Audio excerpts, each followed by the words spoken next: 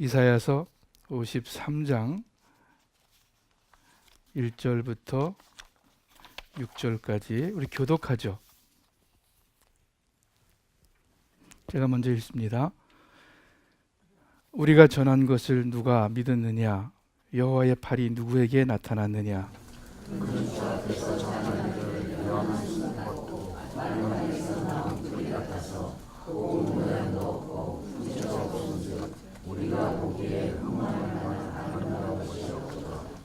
그는 멸시를 받아 사람들에게 버림받았으며 간고를 많이 겪었으며 질고를 아는 자라.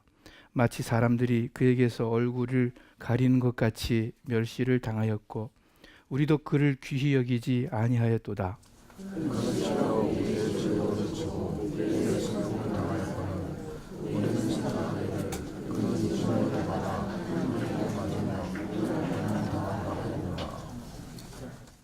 그가 찔림은 우리의 허물 때문이요 그가 상함은 우리의 죄악 때문이라. 그가 징계를 받음으로 우리는 평화를 누리고 그가 채찍에 맞음으로 우리는 나음을 받았도다.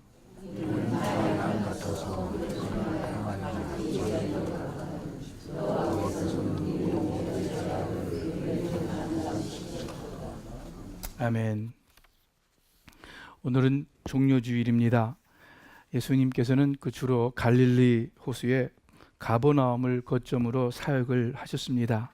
그러다가 가끔씩 유대 땅 예루살렘으로 올라가셨는데 이제 마지막으로 예루살렘에 입성하시고 며칠 후에는 십자가에 달려 돌아가시게 됩니다. 예수님께서 나귀를 타고 입성하시는데 사람들이 그 길에 겉옷을 깔고 또 손에 종려 나뭇가지를 들고 흔들면서 호산나 찬송하리로다 주의 이름으로 오시는 이여 하면서 예수님을 열렬히 환영했습니다. 그래서 종료주일이라고 우리가 부릅니다. 여러분 주보 앞에 그림이 그 종료주일을 상징하는 그림이죠. 예수님께서 나귀를 타시고 예루살렘 성에 들어오시고 사람들이 종려나뭇가지를 가지고 막 환영을 합니다. 그리스 로마 시대에 장군이 이제 멀리 나가서 전쟁에서 승리하고 돌아올 때 사람들이 이렇게 그 종려나뭇가지 또 월계수 이런 가지를 가지고 막 흔들면서 환영을 했다고 합니다. 그런데 며칠 후에는 예수님께서 바리새인과 율법사 등 유대 종교 지도자들에 의해서 잡히시고 로마 총독 빌라도에게 넘김을 당합니다. 제자들은 무서워 달아나고 또 호산나 호산나 하면서 환호했던 사람들은 다 어디 갔는지 이제 군중들은 예수를 십자가에 못 박으라 하고 소리칩니다. 십자가형은 로마 시대의 가장 중한 형벌의 하나였습니다. 로마 시민은 십자가 형벌을 받지 않았어요. 다른 식으로 사형을 당했지 십자가형은 받지 않을 정도로 그만큼 이 십자가 형벌은 처참하고 고통스러운 것이었습니다. 그런데 예수님께서 그 십자가에 달려 고통받으시며 돌아가십니다. 예수님께서 이렇게 고난 받으셨기 때문에 이번 주간을 고난주간이라고 부릅니다. 여러분께 질문합니다. 죄 없으신 예수님께서 왜 죄인의 그것도 가장 중한 죄인의 형벌을 받으셨습니까? 예수님의 고난과 죽으심 누구 때문입니까? 무엇 때문입니까? 유대 종교 지도자들이 무지와 시기 질투로 예수님을 비판하고 로마 총독에게 넘겨주었으므로 유대 종교 지도자들 때문에 예수님께서 고난 받으셨습니까? 가룟 유다가 그들에게 은 30냥을 받고 예수님을 팔았으니까 가룟 유다 때문에 예수님이 죽으셨습니까? 예수님을 최종 재판한 총독 빌라도가 예수님 고난의 원흉입니까? 실제 예수님을 때리고 조롱하고 십자가에 못 박은 사람들이 로마 군인들이니까 그들이 예수님을 죽였습니까? 아니면 예수님을 지키지 않고 비겁하게 달아난 제자들에게 예수님의 죽음의 책임을 물어야 합니까? 아니면 예수님을 이 땅에 보내시고 십자가에 내어주신 분은 하나님이시니까 결국 하나님 때문입니까? 다 어느 정도 일리가 있는 설명들입니다. 그러나 예수님께서 고난 받으신 더 근본적인 분명한 이유가 있습니다. 무엇이에요? 예수님의 고난, 예수님의 죽음은 바로 여러분과 저 때문입니다. 우리의 죄값을 대신 치르신 대속의 고난, 대속의 십자가이기 때문입니다. 예수님을 십자가에 못 박은 사람은 결국 궁극적으로 여러분과 저입니다. 우리들입니다. 오늘 본문의 말씀을 다시 봅니다. 모든 구약 39권의 책들은 예수님 오시기 전 400~500년 전 그 이전에 기록된 글들입니다. 그래서 구약에는 오실 예수님에 대한 예언이 많이 있습니다. 그 중에서도 오늘 우리가 읽은 본문 이사야 53장은 예수님이 받으실 고난과 그 고난의 의미를 미리 예언한 구약에 있어서 가장 중요한 메시아 구절 중에 하나입니다. 1절부터 3절에서 예수님의 모습을 묘사하고 있습니다. 1절에 우리의 전한 것을 누가 믿었느냐? 여호와의 팔이 누구에게 나타났느냐? 그 뜻은 대다수 사람들이 예수님을 제대로 알지 못하고 믿지 못할 것임을 예언하는 말씀입니다. 그 이유가 무엇이냐면은 다음 절들에 나옵니다. 그는 하나님 앞에 자라나기를 연한 순 같다.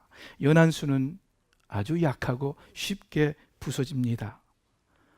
마른 땅에서 나온 뿌리는 볼품이 없습니다. 예수님이 바로 그렇다고 하십니다. 여기 53장에 그를 이렇게 나올 때 그는 곧 예수님을 가르치시는 말씀이죠. 예수님이 그러하셨고 또한 풍채도 없으셨다고 말씀합니다. 한마디로 이 세상 사람들의 눈에 예수님의 모습은 그렇게 멋진 시원한 모습이 아닙니다. 여러분, 우리가 아는 예수님의 얼굴 모습이 있죠. 초상화가 그렇게 많지는 않고 몇 가지 있습니다. 여러분 기억하실 수 있으세요? 예수님의 얼굴의 모습? 아마 우리가 아는 건 한 서너 가지밖에 안 될 거예요. 그런데 그 모두가 다 좀 멋진 얼굴이에요. 그죠? 아주 환하고 어떻게 보면 잘생긴 그러한 모습의 얼굴입니다. 그러나 이 이사야의 말씀을 글자 그대로 받아들인다면 예수님은 결코 후원하게 잘생기신 분이 아니었습니다. 힘있고 풍채 있는 그런 분이 아닙니다. 오히려 약하고 초라한 모습이었습니다. 사람들 보기에 흠모할 만한 아름다운 것이 없었다 말씀합니다. 한 걸음 더 나아가 예수님은 사람들에게 멸시를 당하고 버림을 받았다고 말씀하십니다. 간고, 고난을 많이 당하셨습니다. 로마 병정들이 가시로 면류관을 만들어서 머리에 씌우고 그 앞에서 희롱하고 침을 뱉고 머리를 치고 또 유대 종교 지도자들이 지나가는 사람들이 십자가에 달린 예수님을 모욕하고 놀립니다. 내가 정말 하나님의 아들이라면 십자가에서 내려와 보라. 그러면 우리가 너희를 믿겠다. 예수님께서 병자를 고치시고 기적을 베풀 때는 많은 사람들이 와 하면서 예수님께 몰려왔습니다. 심지어 예수님을 자기들의 왕으로 삼으려 했습니다. 그래서 예수님께서 예루살렘에 입성하실 때에 사람들은 호산나 호산나 소리치면서 환호했습니다. 그러나 그 예수님께서 연한 순 마른 땅에 뿌리같이 초라한 모습으로 죄인의 모습으로 십자가를 지실 때에는 다들 돌아섰습니다. 제자들까지도 예수님을 이해하지 못했어요. 성령님이 그들에게 임하기 전까지는 몰랐어요. 사람들은 예수님의 겉모습을 보고 잠시 환호했지만 결국 자신들의 보기에 흠모할 만한 아름다운 것이 없어서 실망하고 배반하고 떠나고 멸시하고 조롱하고 그리고 십자가에 못 박았습니다. 우리도 그를 귀히 여기지 아니하였다 기록하고 있습니다. 여러분, 예수님께서 당하신 고난과 슬픔에 대해서 사람들은 무관심하고 무지하였다고 4절부터 말씀하고 있습니다. 그저 어떤 잘못으로 하나님의 징벌을 받는 것이겠지. 또는 종교 지도자들인 바리새인과 서기관들을 비방하다가 미움을 사서 죽임을 당하는 것이겠지. 그 정도로 지나갔습니다. 그때도 또 지금도 예수님의 고난과 죽음에 대하여 많은 사람들 별 관심을 갖지 않습니다. 예수님의 고난과 죽음에 대해서 별로 마음에 두지 않습니다. 심지어는 예수 믿는다고 하는 사람들까지도 그 예수님의 고난에 대해서 별로 마음 깊이 두지 못하는 그러한 현실일지도 모릅니다. 그런데 여러분, 4절 말씀 우리에게 아주 중요한 사실을 가르쳐 주십니다. 4절에 그는 실로 우리의 질고를 지고 우리의 슬픔을 당하였거늘. 무슨 뜻입니까? 예수님께서 지신 질고, 고난과 고통, 그 질고는 사실 우리의 질고라는 말씀입니다. 예수님께서 당한 슬픔, 사실 우리의 슬픔이라는 말씀입니다. 즉 우리가 마땅히 지어야 할 질고, 그 질고를 예수님께서 대신 지신 것입니다. 우리가 마땅히 당해야 할 그 슬픔, 예수님께서 그 슬픔을 대신 당하셨다는 말씀입니다. 이 사실을 5절에서는 이렇게 또 표현합니다. 그가, 예수님이 찔림은 우리의 허물 때문이요, 우리의 허물 때문이요, 그가 상함은, 예수님이 상함은 우리의 죄악 때문이라. 여러분, 이 예수님의 고난의 결과가 무엇입니까? 얼마나 좋은 것인지 몰라요. 예수님은 물론 고난과 죽음이셨지만 그렇기에 예수님께서 우리의 질고를 지셨기에 이제 우리는 질고에서 해방받았습니다. 예수님께서 우리 슬픔을 당하셨기에 이제 우리의 운명은 슬픔의 운명이 아닙니다. 그가 우리 대신 찔리시고 상하셨기에 이제 우리는 더 이상 찔리거나 상하지 않습니다. 그래서 이렇게 말씀하십니다. 그가 징계를 받음으로 우리는 평화를 누리고 그가 채찍에 맞음으로 우리는 나음을, 치료를 받았도다. 우리 스몬교회 식구 여러분들, 다시 한번 질문합니다. 예수님의 고난, 예수님의 죽음, 누구 때문입니까? 무엇 때문입니까? 우리 때문이고 우리의 죄 때문입니다. 우리의 죄를 용서해 주시고 씻어 주시는 우리 주님의 큰 사랑 때문입니다. 다음 주일은 부활주일이에요. 우리 그때까지 고난주간입니다. 우리 고난주간을 시작하면서 예수님의 고난을, 그 고난의 의미를 우리가 더 알기를 바랍니다. 더 묵상하기를 바라요. 그래서 주님의 고난에 할 수 있으면 동참하기를 바랍니다. 바울이 빌립보서에 이렇게 고백하고 있습니다. 우리 같이 한번 읽어볼까요? 빌립보서 3장 10절에 있는 말씀입니다. 내가 원하는 것은 그리스도를 바로 알고 그분의 부활의 능력을 체험하며 그의 고난에 참여하고 그분의 죽음을 본받아 어떻게 해서든지 나도 부활하는 것입니다. 여러분, 세상에 아무도 고난에 동참하기를 원하는 사람 없을 것입니다. 죽음을 본받고자 하는 사람은 더더욱 없을 것입니다. 그런데 바울은 어떻게 해서 그리스도의 고난에 참여하고 그리스도의 죽음을 본받으려 하고 있습니까? 그것은 예수님의 부활의 능력을 체험하고 그 부활의 생명을 살기 원했기 때문입니다. 여러분과 제가 예수님의 고난을 진정으로 알 때 또한 그 예수님 부활의 영광을 우리가 더욱 경험하게 될 것입니다. 그래서 고린도후서 4장 10절에 아까 스크린에 있었던 건데, 우리는 언제나 예수님의 죽음을 몸에 짊어지고 다닙니다. 우리 몸에서 예수님의 생명도 드러나게 하려는 것입니다. 어떻게 여러분과 제가 예수님의 고난에 참여하고 그래서 예수님의 고난을 더 잘 알 수 있겠습니까? 그래서 어떻게 우리가 이론이 아닌 실제 구원의 그 능력을 체험하면서 그 영생을 경험하면서 우리가 살 수 있겠습니까?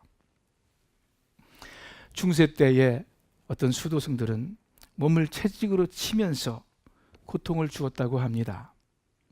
지금도 필리핀의 어느 지방에 가면은 한 사람을 선택해서 실제로 십자가에 못 박는 그러한 예식을 행한다고 합니다.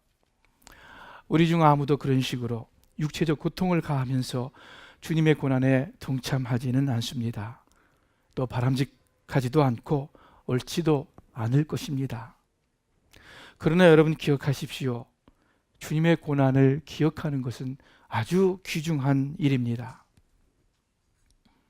13세기 초에 이탈리 아시시의 성자 프란시스코는 예수님의 고난과 죽음을 알기를 원했습니다. 그의 육체와 영혼을 통해서 예수님의 그 고난, 예수님의 죽음을 알기를 간절히 소원했습니다. 그런 마음으로 간절히 기도하며 묵상할 때 어느 날 그의 옆구리와 손과 발에 예수님의 상처가 나타나기 시작했습니다. 옆구리에 창자국이, 손과 발에 못자국이, 그 예수님이 가졌던 상처가 이 프란치스코의 몸에 나타나기 시작했다고 합니다.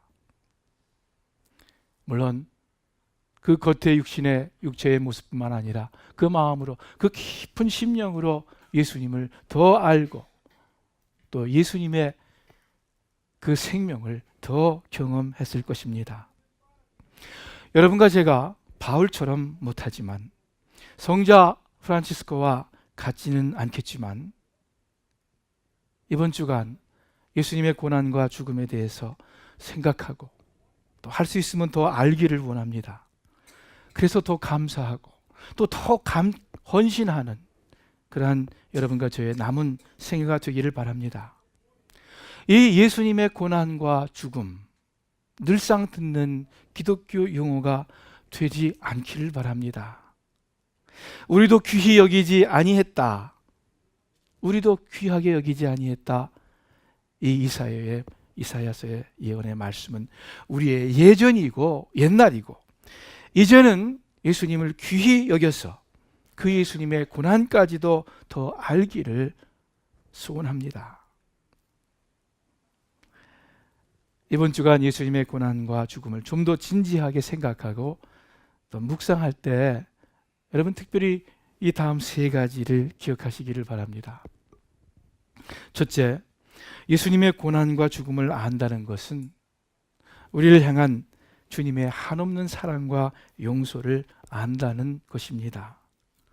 예수님께서 제자들에게 사람이 친구를 위하여 자기 목숨을 버리면 이에서 더 큰 사랑이 없느니라 말씀하셨습니다. 그러면서 제자들을 친구라고 칭했고 또 십자가를 지시고 자기 목숨을 결국 내어 주셨습니다. 그것은 더할 수 없는 사랑, 가장 큰 사랑으로 우리를 사랑하신 것입니다. 예수님께서 이 십자가 고난 받으시기 직전에 성찬식을 제정하시면서 이것은 너희를 위하는 내 몸이다. 이것은 너희를 위하여 흘리는 내 피다. 이것을 행하여 나를 기억하라. 나를 기념하라. 기념하라. 이렇게 말씀하셨어요. 그런데 여러분 가만 생각해 보세요. 누가 이웃을 위해서 희생하면서 나의 희생을 기억해라, 나의 이 희생을 기억해라, 기억해라. 그런다면 뭔지 좀 이상하지 않습니까? 자신의 선행을 알리자는 거예요. 예수님께서 그럴 리가 없는데. 자화자찬하는 거예요? 아닌데. 그러면 예수님의 이 말씀은 무슨 뜻입니까? 나를 기념하라 하시는 주님의 말씀은 다른 것이 아닙니다. 친구를 위해 목숨을 버리면 이에서 더 큰 사랑이 없느니라 하신 그 더 할 수 없는 가장 큰 사랑으로 내가 너희를 사랑했다, 사랑한다. 하나님께서 그렇게 너희를 사랑한다 하는 이 사실을 기억해라. 기억해라. 너희를 향한 이 사랑을, 이 은혜를 잊지 말아라. 항상 기념해라 하는 그러한 말씀 아니시겠습니까? 이 고난주간 주님의 고난과 죽음을 진지하게 생각해 봅니다. 즉 우리의 죄보다도 더 크고 더 진한 하나님의 사랑을, 주님의 은혜를 더 생각해 보고 묵상하고 감사하는 시간을 갖습니다. 두 번째, 예수님의 고난과 죽음을 생각할 때 또한 우리의 죄를 생각하지 않을 수 없습니다.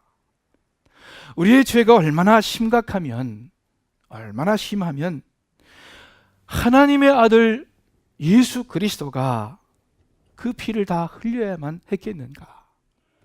돈 1,000만 불, 1억 불 가지고는 내 죄가 해결될 수 없을까? 무기징역을 받으면 내 죄가 해결될 수 없을까? 아니, 사형을 받으면 내 죄가 해결되지 않을까? 그 모든 것 가지고도 해결되지 않는데, 내가 일생 동안 거룩하게 살면은 내 죄가 해결될 수 있지 않을까? 안 된다는 거예요. 그래서 예수님께서 십자가를 지신 거예요. 예레미야 17장에 보니까 이런 말씀이 있습니다. 만물보다, 세상의 온 만물보다 더 거짓되고 심히 부패한 것이 뭐예요? 사람의 마음이다. 그런데요, 그 다음 말씀이 더 무겁습니다. 뭐냐면, 그런데 누가 이것을 능히 알리오마는, 누가 이 사실을 알겠느냐 그거예요. 무슨 뜻입니까? 우리는 우리의 죄가 얼마나 심각한지, 우리의 죄악이 얼마나 하나님과 우리 사이를 멀리 떼어놓았는지 우리는 그것을 잘 알지 못한다는 거예요. 어느 날 우리가 하나님 앞에 섰을 때에 아마 그 모든 정도를 알 수 있을 거예요.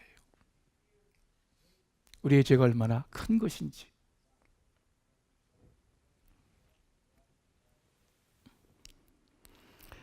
아무리 착하고 의롭게 보이는 사람일지라도 하나님 앞에 그 죄악됨이 얼마나 큰 건지 아무도 모릅니다.